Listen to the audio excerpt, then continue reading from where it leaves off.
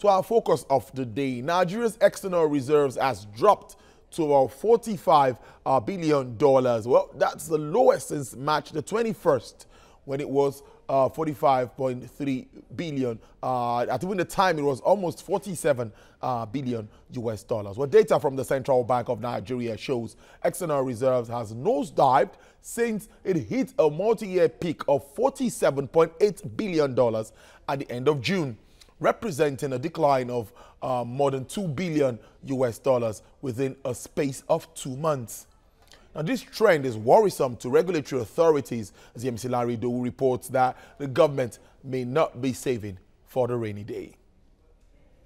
When Nigeria slipped into its worst recession in 2016, it was as a result of oil prices falling from about $140 to about $28 per barrel at that time, sinking the reserves. This trend may be repeated, with concerns raised at the last Monetary Policy Committee meeting that the country was not committed to saving for the rainy day, especially in the face of rising oil prices once again. The Apex Bank is worried that the government was treading on the same dangerous path of not saving that inevitably led it to recession in 2016, despite the boom experienced as between 2011 and 2014, when the global oil prices skyrocketed to about $140 a barrel.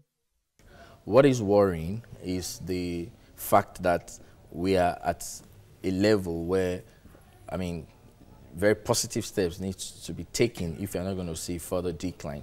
But again, it's most unlikely that there is nothing or the regulator has little or nothing to do, in order to stem the tide. It is what is characteristic of the election year or the year preceding the election. It's happening in February 2019. So we're talking about some few months before the elections. It is natural that foreign investors will get, worried. Oil over the last 1 year has been trending above $72 per barrel, which simply means that we have excess revenue of about $29 per barrel over the last 1 year. Vis-a-vis, if you calculate it, we have excess revenue from sales of almost about $23 billion over the last 1 year.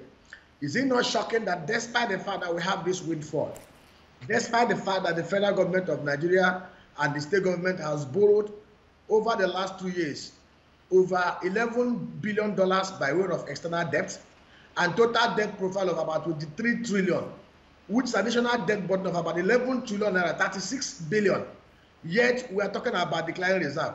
If you look critically at the earnings that this government has received over the last 3 years, plus the borrowing, we are talking about a region of about $162 to $169 billion.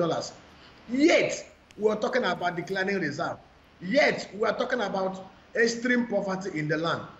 The CBN governor says the committee was worried about the liquidity impact of the 2018 expansionary fiscal budget and increasing FAC distributions due to rising prices of crude oil. According to the Finance Ministry, the balance in the excess crude account as at July the 16th was a paltry $1.9 billion. That of the stabilization account was $18.9 billion, and balance in the Natural Resources Development Fund stood at $133 billion. Foreign reserves dipped to $260 million in the first 7 days of August, and data shows that the reserves dropped further from $47.07 billion in August to $46.81 billion, the lowest in 4 months. Experts say these figures clearly show that the country does not have sufficient fiscal buffers to withstand a sudden crash in oil prices. We are practicing what I call feeding bottle, beggarly, Almajiri Federal Republic. I will explain what it means. We are practicing a very fraudulent and corrupt pro-federalism, where the 36 governors of the 36 states and those in Abuja, we gather every year, every month, to share the little that trickle in from crude oil sales. 3 years down the line, we are promised diversification. As I talk to you, our excess dollar earning has remained over 95% dependent on the crude oil. Although the current administration has been working on diversifying the economy from a monoproduct one, concerns mount that the government is not walking the talk, and most states have been unable to generate their own revenue, relying almost completely on monthly FAC allocation. The foreign reserves decline, you know, it has not even declined by up to $1 billion naira. Yeah. Although we know that, $1 billion, although we know that there are different configurations of that reserves, you know, beyond the proceeds from oil.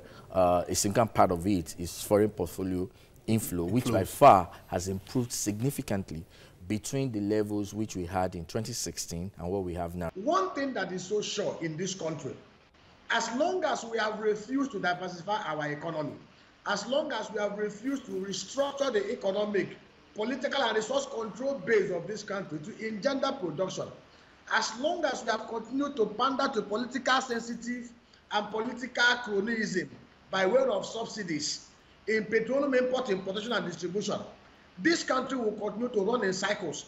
With a population of about 200 million people, Nigeria needs to save handsomely from oil proceeds to be insulated against the inevitable shock of sudden crash in crude oil prices or production volumes. Yemisi Lanrido, CVC News. Well, to look critically at this, I have an economist standing by in our Abuja studios live from the city of Abuja. That's Aliu Audu. Is going to be joining me there. And also I have Chief Executive Officer, Cowrie Assets Limited, Johnson Chukwu, who's going to be joining me via Skype from Lagos, Nigeria. Thank you, gentlemen, for joining us at this time. Well, let me start it off from Abuja now. Aliu, let me start with you. Now, what's your reaction to this decline we've witnessed at the moment with regards to our reserves in direct terms? Oh, thank you very much. Well, the decline in our reserve is obviously not something good. You know that we're a very import-dependent country, and manufacturers and small businesses are dependent on dollar for us to be able to for them to be able to do their businesses. So a decline in dollar reserve is not good for the country. But let's not forget that in the previous administration, we went as low as 24 billion, which brought in the recession, and then we moved to about 37 billion, and now we're at 47 billion before we came down to 45 billion. I believe at this stage there's no cause for alarm because we have enough to be able to finance our foreign exchange demand for another 1 year. So it is not a cause for a major alarm, but it is encouraged that we keep increasing the reserve and we do not run short and start dipping into the reserve. Okay. The current administration has tried to be able to boost it to 47.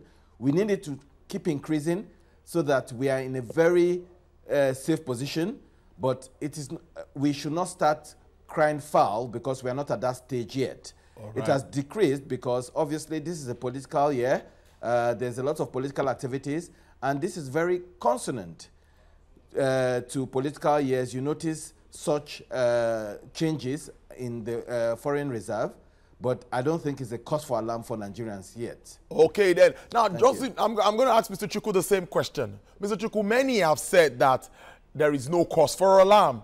Do you agree?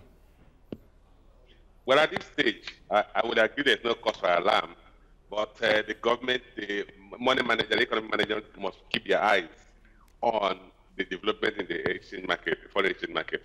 If you look at what has happened in the past 1 month or close to 2 months, the reserve has lost about $2 billion.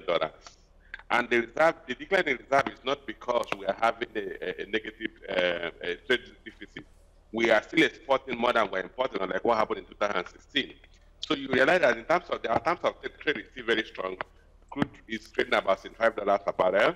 But the challenge we have is that one, we are not producing as much volume as we had budgeted. We are currently producing less than 1.7 million barrels per day, while our target is to produce about 2.3 million barrels per day.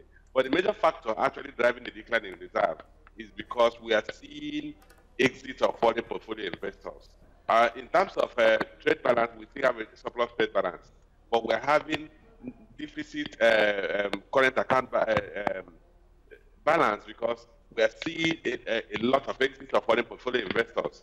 So we need to do everything to at least restore some level of confidence among foreign portfolio investors.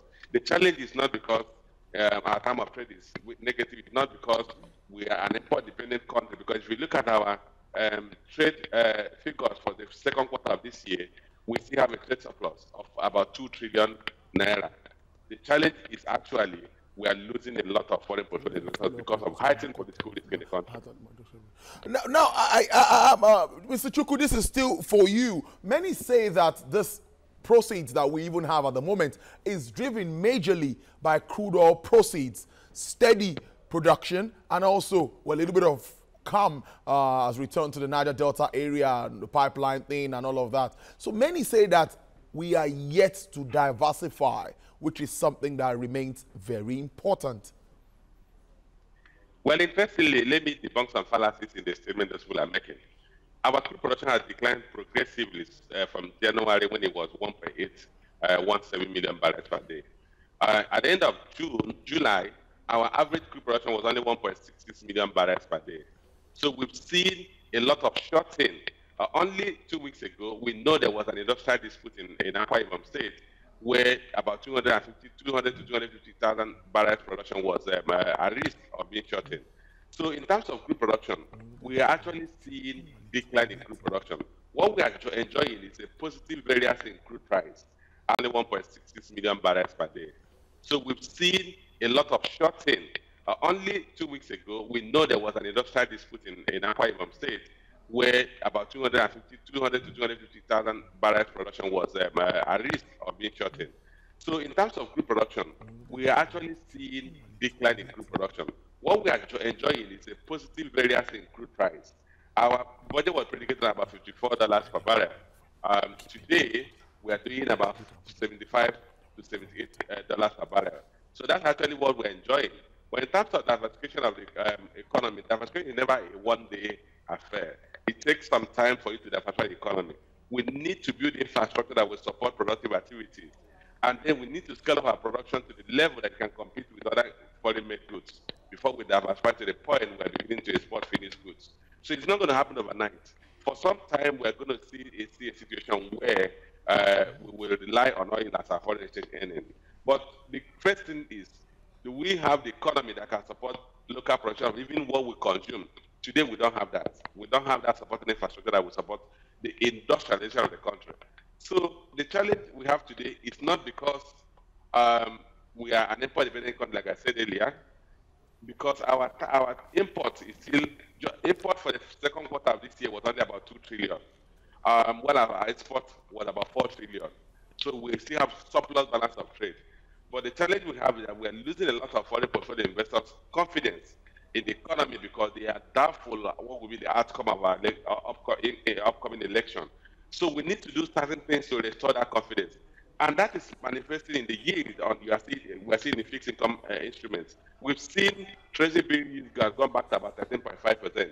We are seeing also an expansion in yield in the long end of the market, that is the bond market. Again, we're also seeing a depreciation of Naira. Today, we saw that the parallel market, Naira has gone back from 357.5 to about 360. We have also seen an... All right, now to Abuja now, I'm going to ask Aliyu this way. Aliyu, a lot has been said talking about diversification, which I would also like you to make comments on. Many have said that the infrastructure to actually facilitate proper diversification of Nigerian economy is something that really needs to be fixed. With all of these efforts being made, would you say we are on the right track? Well, we have a huge infrastructural deficit, And if we are serious about diversifying into other areas of the economy, which is agric and solid minerals, then we have to fix our infrastructure. You notice that majority of the states in Nigeria are very rich in natural resources, solid minerals, iron ore, marble, and what have you. But the important thing is that before you can move this from the point of mining to point of export, you have to have the infrastructure to move them. Now, we don't have a developed railway system, and railway is the most important means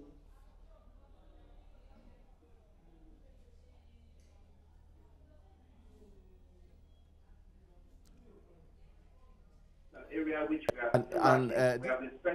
are still lacking. We have been spending a lot of money in the past, and nothing is coming out of it. We are still on developing railway for passengers. We have not developed it to a point whereby we can move solid minerals. Let's look at Ethiopia and other countries. They've signed partnership with China, and you can see Ethiopia has a very well developed railway system. Now, there was also a talk about developing the dry ports, the ports in Lokoja, Kogi State. That has not been done. So it's all talk and no game.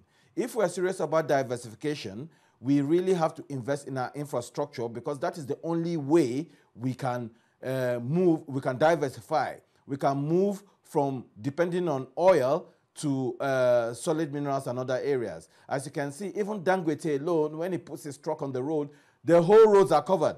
So you can imagine if we now start harnessing the solid minerals we have, which means can we now take them from the point of mining to the point of export? That means nobody will be able to use the roads. So a lot of investment has to be put into our infrastructure, no doubt about that. Let's also look at agriculture. Agriculture, in the last budget, it was about $100 billion allocated to agriculture.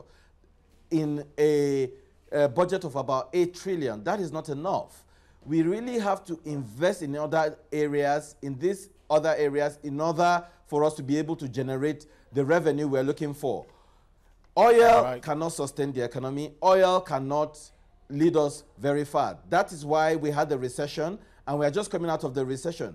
It's important we invest heavily in these other areas so that if there is a shock in the oil industry and there's fall in oil revenue, we can move to other areas to sustain our foreign reserve. Already we are very import dependent.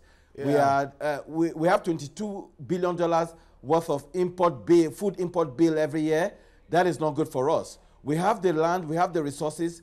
We should substitute our all these things that we import through import substitute industrialization. So all this money we are earning for oil should be used to provide loans, soft loans, and support other industries, manufacturing, textile industries, and what have you, so that we can produce what we eat and what we consume locally without resorting to import. Yes, I know you can go on and on. The passion is there. Mr. Chukutu can also go on, but that's what time can take for us to discuss this very important topic. I know we're going to still look critically at this and look at how it affects the economy. From Abuja, Aliyu Audu, economist, I must thank you for joining us. And Chief Executive Officer, Cowrie Assets, Mr. Johnson Chukwu, thank you for always sharing your thoughts with us on Business Nigeria. Thank you, gentlemen.